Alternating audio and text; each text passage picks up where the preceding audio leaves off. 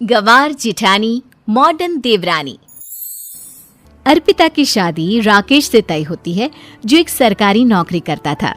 अरे चाची, अर्पिता इतनी सुंदर, पढ़ी लिखी और मॉडर्न लड़की है, फिर कहाँ आप इसकी शादी ऐसे घर में कर रही हैं? अरे लड़का सरकारी नौकरी करता है, इंजीनियर है, खूब कमाता है, खूब मेहनत की है लड़के ने इस नौकरी के लिए।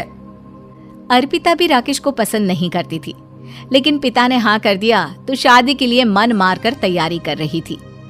हाँ माँ, चाची ठीक ही तो कह रही हैं। पता है मेरी सहेलियों के पति कितने मॉडर्न हैं।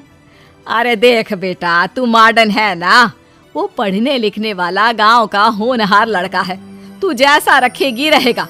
अब तक कोई उसकी केयर करने वाला नहीं था, है तो सिर्फ एक भाई भाभी, और माँ पिता तो गांव में ही रहते हैं। अर्पिता का मुंह बन जाता है। वो पिता के फोन से राकेश का नंबर लेकर उसे मिलने के लिए बुलाती है। आज तो मैं उसे साफ साफ मना कर दूंगी, मुझे नहीं करनी शादी। शक्ल देखी है ना, कपड़े पहनने का तरीका है ना बोलने का।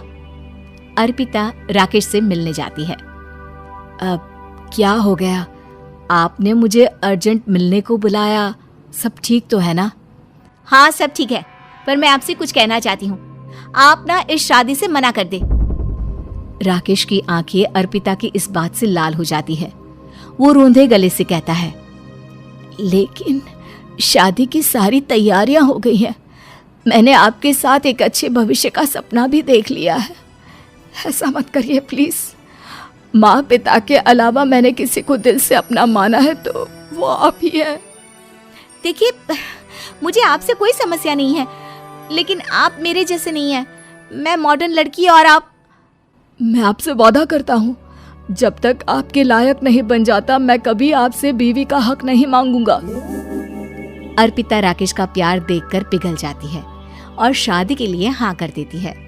दोनों की शादी हो जाती है, लेकिन शादी के बाद राकेश की भाभी, जो कि पूरी की पूरी देहाती थी। ए राकेश, उठ, जब पानी भर कर ला और तेरी बीवी को बोल के चूल्हा लगा दिया है, रोटी बना ले। क्या है ये सब? और तुम्हारी भाभी इस तरह चिल्ला क्यों रही है? क्या करूं, भाभी ही खाना बनाती है और मुझे पढ़ने के लिए इस घर में रखा, तो मैं घर का सारा काम कर देता हूँ। अब तुम आ गई हो, अपने तरीके से देख लो।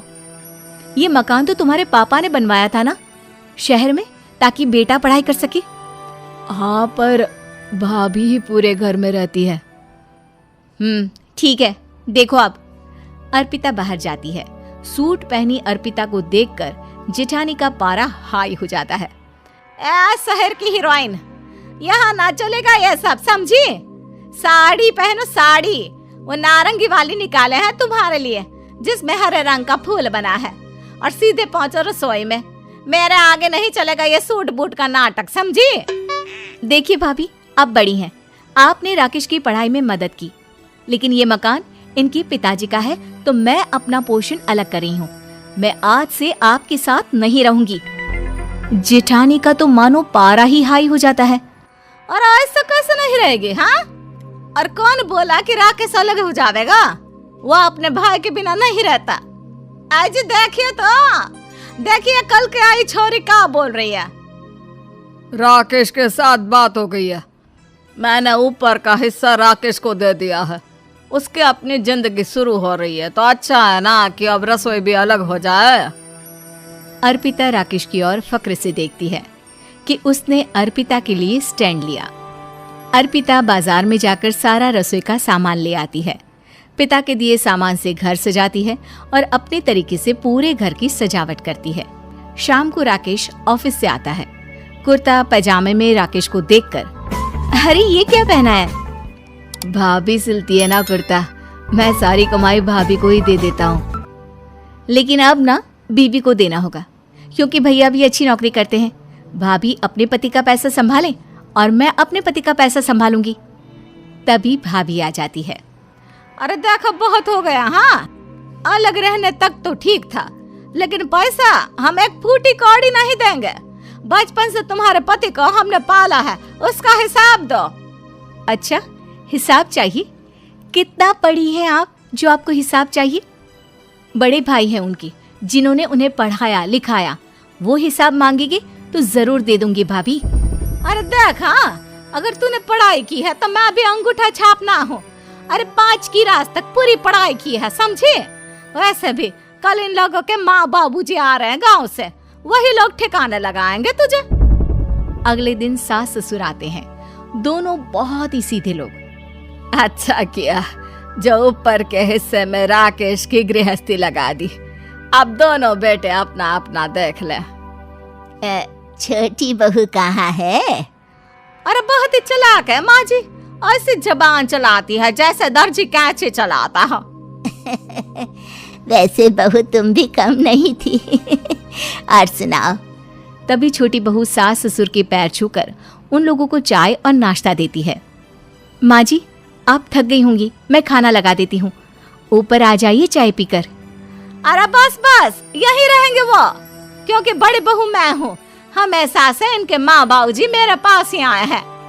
चलिए माँ जी, आप ना किचन में खाना बनाइए, मैं जरा बाजार होकर आती हूँ और फिर साथ में खाना खाते हैं। जेठानी बाजार निकल जाती है और सास ससुर बेचारे घर पर अकेले। फिर दोपहर को, माँ जी, मैंने आप सभी के लिए खाना बनाया है। माना मैं छोटी हूँ, लेकिन अच्छा लगेगा अगर आप लोग मेरे साथ रहें। वैसे भी यहाँ है कौन बेटा, चलो ऊपर राकेश के पास ही चलते हैं। सास ससुर दोपहर का खाना खाकर वहीं आराम करने लगते हैं कि जेठानी आ जाती है। अरे वाह, ये तो वही बात हुई ना, कल की आई को पूरा परिवार और हम अकेले के अकेले। भाभी देखिए, परिवार में प्यार से रहा जाता है, ना कि चालाकी से। अम्मा खाना कैसे बनाती, पहले ही गांव से थक कर आई हैं। हाय रे दया, तो मैं का बाजार से ऐस करके आ रही हूँ। अरे भूख के मारे मेरा सर दर्द हो रहा है, पर यहाँ मेरी फिक्र कौन करेगा। अरे तो किचन में खाना है, लगा देती हूँ मैं भाभी। बड़ी बैठकर खाना खाती है और शाम को जब राकेश घर आता है।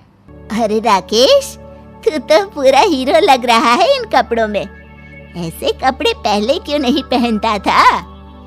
राकेश बीवी की तरफ देखता है और फिर कहता है, माँ, पहले पहनाने वाली नहीं थी ना। हाँ हाँ, और हम जो हाथ से सिल सिल कर कुर्ता पहनाते थे उसका का? अरे तुम्हारे भैया तो आज भी पहन रहे हैं। तभी अर्पिता सास के लिए कपड़े और ससुर के लिए शर्ट पैंट ला कर देती है। उन लोगों को फ्रिज से ठंडा पानी और टीवी में फिल्म दिखाती है।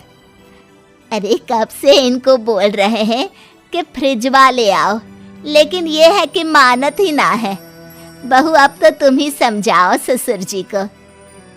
नहीं पापा, आप फ्रिज मत लीजिए। अरे वाह रे छोटे, खुद फ्रिज का ऐसे का मजा ले, और इनकी माँ के पास फ्रिज भी ना हो। अरे देखा पिताजी, देखा माँ जी कब बोल रही है।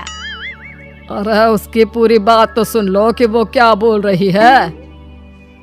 वो इसलिए क्योंकि अब माँ जी और पापा यहीं रहेंगे मेरे पास। घर को घर सिर्फ मॉडर्न या गांव की सोच नहीं, बल्कि संस्कार बनाते हैं भाभी, और संस्कार अच्छे हो तो सब सही हो जाता है।